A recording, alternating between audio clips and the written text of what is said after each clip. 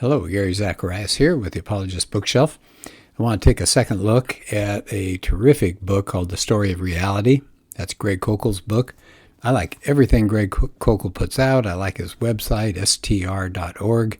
A lot of good speakers that are part of his organization. In the past, he's had some amazing people that have gone out from his organization and established their own organization or making a difference for Christianity. People like Brett Koukl and J. Warner Wallace and Scott Klusendorf with the pro-life movement. So I like everything he touches, and he's got this book called The Story of Reality. Excellent book, sort of a C.S. Lewis Mere Christianity for people who feel like it's a little bit of a struggle to get through Lewis's book. This is not. This is very well written, easy to understand, but deep at the same time.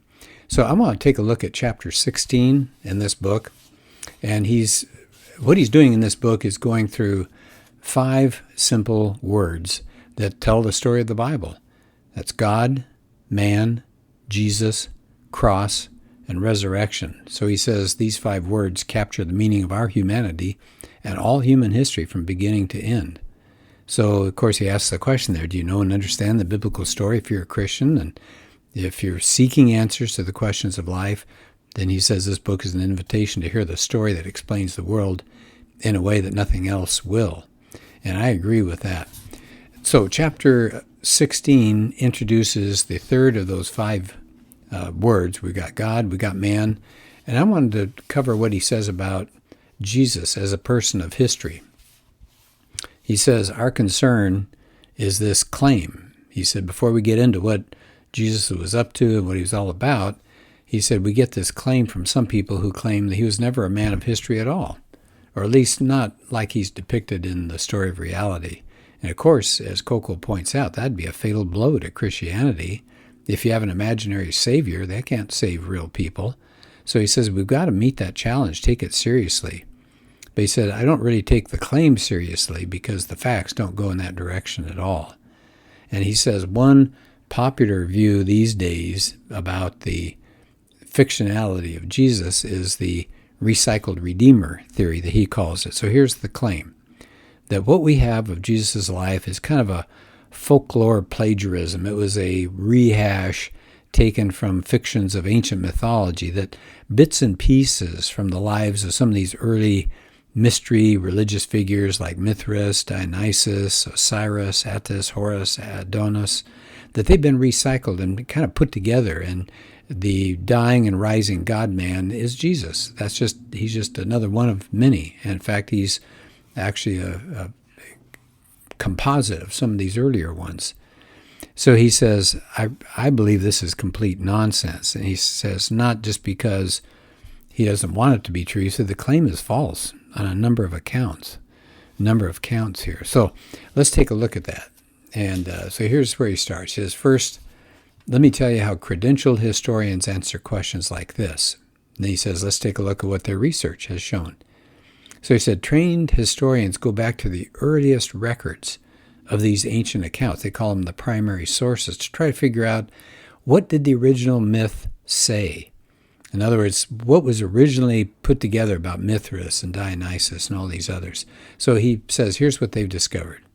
So first, the myths that predate Jesus, and there are some that predate Jesus' life, don't bear any resemblance to the details of Jesus' life. They come up with these so-called similarities that turn out to be non-existent. Or he says whatever parallels remain are far too general. And he quotes a historian, a scholar who's probably done what Koukl says is the most recent exhaustive study of this question. Mettinger is his last name. He said, there's no evidence that the death and resurrection of Jesus is a mythological construct drawing on the myths and rites of the dying and rising gods of the surrounding world. So we can put that one to rest. These early myths don't have anything to do with Jesus' life. Then secondly, Koukl says, these mythical accounts of these gods that do actually bear some resemblance to Jesus' life actually show up after his time. Oops. So the people that buy into this recycled redeemer view are in trouble because it looks like any story that sounds a little bit like Jesus showed up after his time. They were copied from the Gospels, not the other way around. So there's a problem. And he says, finally, there's a logical problem with this recycled Redeemer view. So he said, let me tell you a story. He said, quite a story. And I'd never heard this before. I found it fascinating. He said in 1898, there's a man named Morgan Robertson. So he put out a novel called Futility. Well, what was going on in this novel? It was a transatlantic voyage of a brand new big cruise ship. In fact, it was the largest vessel afloat. It was considered indestructible, but even so, in the middle of the night, in April, 3 massive propellers shoving that ship forward, it collided with an iceberg and it sank. And they didn't have enough lifeboats. And so more than half the passengers died. Now here's the real kicker. Robertson, in his novel, remember that's 1898, not 1912. In 1898, the book called Futility, he named his ship the Titan. Not Titanic, but Titan. So 14 years later, after he published this, the Titanic departed from England, and that was the world's largest luxury liner that was going to New York from England. And in the middle of the night, it did have triple screws, smashed into the iceberg, sank to the bottom of the ocean, didn't have enough lifeboats, more than half the passengers were lost. So he said, I don't want you to miss this coincidence. He said, just because they were similar, these two accounts, the second one can't be dismissed as fabrication just because the first one was fiction. Does that make sense? Whether or not the details of the Titanic's disaster are accurate can only be determined by its evidence. So I thought that was a really interesting point. Okay, let's just pick up something else that he has to say. He says, you first have to show that the historical record of Jesus' life is a fiction before you start explaining where the fiction came from. So remember, what a lot of people are saying is, well, Jesus didn't really live. It came from these earlier myths. Well, before you start saying where the fiction came from, you have to establish that it really is a fiction. That's a logical blunder. So he says, first things come first. Don't assume Jesus' myth and then speculate on how that happened. You have to prove that it's a myth. He said, if you were a first century fabricator, you're trying to come up with some mythology, are you really going to convince monotheistic, Torah-observant Jews that their Messiah had arrived, and you draw accounts from pagans of dying and rising gods to make your point? Well, the Jews expected a king who would conquer, not a Messiah who would be murdered and then rise from the dead. That's just so unlikely. He says, now it's time to hear from real historians. And he points out that scholars, both liberal and conservative, overwhelmingly agree that Jesus of Nazareth was a man of history. And the Gospels, on the main, tell his story accurately. Now, do they buy into everything? No. He gives an example here. Will Durant, Pulitzer Prize-winning historian. He wrote an 11-volume, The Story of Civilization. And here's how he concludes his material on Christ. And by the way, I don't think he was a believer. But he believed that he lived, because here's what Durant said. No one reading these scenes can doubt the reality of the figure behind them. After 2 centuries of higher criticism, the outlines of the life, character, and teachings of Christ remain reasonably clear and constitute the most fascinating feature in the history of Western man. So that recycled Redeemer crowd says, why would we treat all of these stories of Mithras and Horus and all, why would we treat them as fables, yet we treat the story of Jesus as real? The answer is pretty simple. There's no historical evidence for these ancient mythological characters and their deeds, but there's an abundance of good, reliable historical evidence for Jesus. So it doesn't matter how many ancient myths there are and how many of them share similarities. He said, we've got all sorts of people mentioning Jesus. We've got Pliny and Tacitus and Lucian and Josephus, and even the Jewish Talmud refers to him. Why did they mention him? Because he was a man of history who had a huge impact on history. And it says even in their own testimony, the gospel writers said they were not telling tales, but they were reporting their personal encounters with Jesus. They said things like this: what was from the beginning, what we have heard, what we have seen with our eyes, what we've looked at and touched with our hands concerning the word of life, that's Jesus. What we have seen and heard, we proclaim to you also. So they're saying this is sober truth that they're explaining. So people that think Jesus never existed just are not acquainted with the ample research that's been done. He says the idea that Jesus didn't exist is drivel, and real historians know it. The other part that I wanted to talk about is, again, he's introducing the concept of Jesus. So that's chapter 16, that Jesus was a real person. And then chapter 17 is titled The God-Man.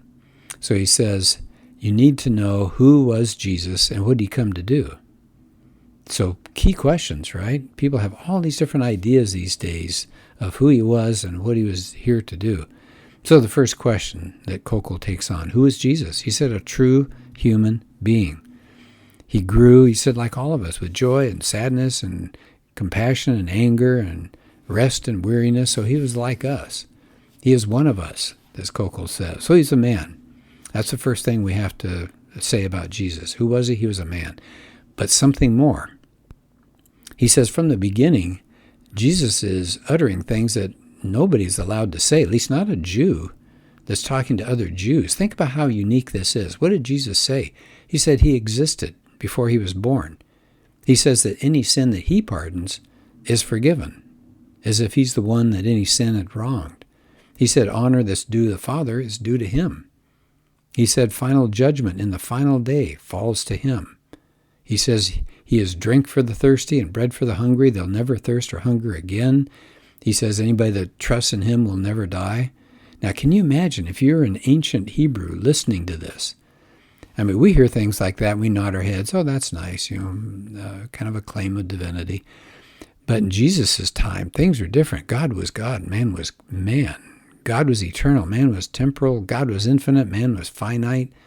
But how God in man, God in flesh, that was just unthinkable to the Jews, and it was unpardonable. That was blasphemy that deserved death. But as Koukl points out, if any of us said things like that, people would put us away, wouldn't they? That sounds irrational. It sounds insane. But it says Jesus doesn't just talk it. He acted. He said he was the bread of life, then he multiplied bread. He said he was the resurrection and the life, and then he raised a man who was dead, brought him back to life. He said he was light, and he gave light to the sight of a man born blind. So he doesn't draw attention to his lessons, does he? He draws attention to himself. He makes claims about himself, not his ideas. He said, follow me and live forever. Believe in me and rise on the last day. Trust in me and never die. So as Koukl points out, Jesus is tender and meek, but his claims are hard and brash and daring and divisive. I mean, think about this. Jesus said, unless you believe that I am he, you will die in your sins. He who sees me sees the one who sent me. He who believes in the Son is not judged. He who does not believe has been judged already. Wow, who is this Jesus, this person who boasts like this? Jesus wasn't crucified for what he did. He was crucified for who he said he was. And so he says, now we can begin to see what that question really means when we say, who is Jesus? I mean, if he's not who he claimed to be, you can ignore him. He's a madman or he's an imbecile. But if his claim is true, that changes everything. He's either God or a bad man. There's no middle ground here. So this is what he's going to cover in the book here, and as far as Jesus goes. And I find it just fascinating, a new way of looking at the gospel, a new way of looking at Jesus, at God, and what the whole story of the Bible is about. So it's called The Story of Reality by Greg Koukl. I highly recommend it. It's a book you can give to friends, anybody that's kind of interested in spiritual things. They don't need to be Christians. It's good for Christians, but it's wonderful for non-Christians as well. Because today people are pretty biblically illiterate and they don't understand what Jesus was all about. They don't know why he was here. They don't know how God relates to the world.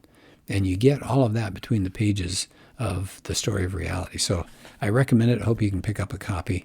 All right, let's meet again.